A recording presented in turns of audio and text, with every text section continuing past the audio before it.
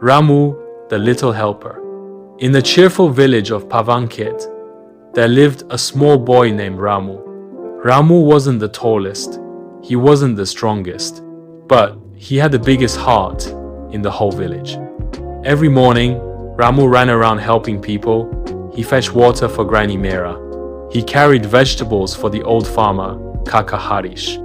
He even fed birds with leftover rice and rescued baby squirrels from muddy puddles. Everyone loved Ramu, but sometimes people laughed and said, "You're too little to do anything big, Ramu." Ramu just smiled. "That's okay. Small things make a big difference." One morning, a deep rumbling shook the ground. Boom, gra, rumble. Birds flew in all directions. Trees swayed wildly. Ramu raced outside. What was that? An earthquake? The villagers gathered near the temple. From the hilltop, the village elder, Dadaji, pointed toward the distant mountain called Gangapava. "It wasn't an earthquake," he said grimly. "It's the mountain. It's moving." Everyone gasped. "Moving? But mountains don't move," said a baker. "This one does," Dadaji said. "Long ago, the mountain was a sleeping giant. A spirit sealed it with a song of peace. But now, the seal is breaking." Ramu looked up at the mountain in fear. He could see cracks forming in its slopes. Trees were falling, and a strange red glow flickered near its peak. "If Gangaparvat slides any further," Dadaji warned, "it will destroy our village." "What can we do?" cried the villagers. Everyone fell silent. That night, Ramu couldn't sleep. He sat by the stream, thinking hard. If the mountain was sealed with a song, maybe music can calm it again. He remembered something else. Every evening, his grandmother hummed an old lullaby one she said came from the time of giants. "O Ripavat, Soyari, sleep, O mountain, dreams be kind." Could that be the song? Ramu ran to Granny Mira's hut. "Granny, the song you sing, do you know where it came from?" She looked surprised. "Why, my grandmother taught it to me. She said it once calmed storms and soothed even the grumpiest spirits." "That's it," Ramu clapped. "That's the seal song." Granny's eyes twinkled. "If anyone can bring peace to Gangaparvat again, it's you." Ramu gulped. "Me? But I'm just a kid." "You have something most giants don't," she said. "A kind heart."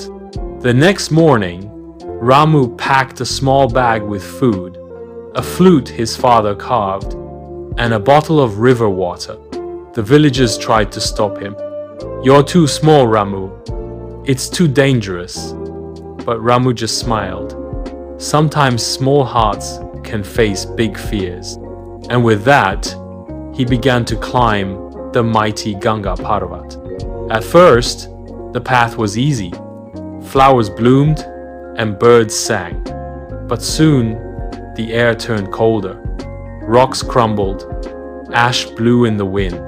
Ramu saw strange creatures peeking from behind trees. Mountain goblins, mist bats, whispering wind spirits. One goblin hissed, "Turn back, little bug." But Ramu bowed politely. "I come to help the mountains sleep again." The goblins blinked in surprise. No one had ever spoken kindly to them. "You're weird," one muttered, "but brave." They let him pass. By the third day, Ramu reached the mountain's heart, a deep crater glowing red with heat. Lava bubbled. The air shimmered with heat and rage. Then he saw it. A face in the mountain. Massive eyes carved in stone. A nose like a cliff. A mouth as wide as a cave. The mountain spirit, it opened its eyes slowly and growled. "You dare wake me?" it thundered. "Leave, pebble, child." Ramu shook but stood tall. "I came to sing you back to sleep." The spirit laughed like thunder. "Do you think a song can stop a mountain? I don't know, Ramu said, but I have to try. He took out his wooden flute and began to play. The tune was simple at first, soft, like a lullaby. The wind calmed. The lava bubbled less fiercely. Then Ramu sang the words, Ore Parva, Soyare. Mountains tall, rest your eyes. Stars above, calm the skies. The mountain spirit shivered. Memories stirred of ancient times, of gentle skies, of laughter and stillness. Where? Did you learn this? It whispered. My granny, Ramu said, who learned it from hers. We remember, even if you forgot. The mountain groaned and wept lava like tears. I was angry because I was forgotten. I'm not just a pile of rocks. I feel. I know, said Ramu. Everyone deserves to be remembered, even mountains. The spirit sighed deeply. The red glow faded, the cracks healed, the mountain stopped moving and slept. The villagers had gathered at the foot of the mountain, holding their breath.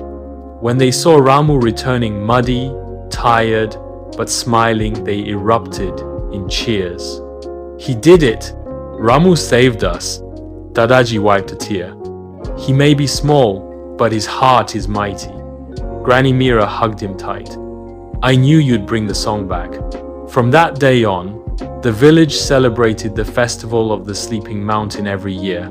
And Ramu, he kept helping.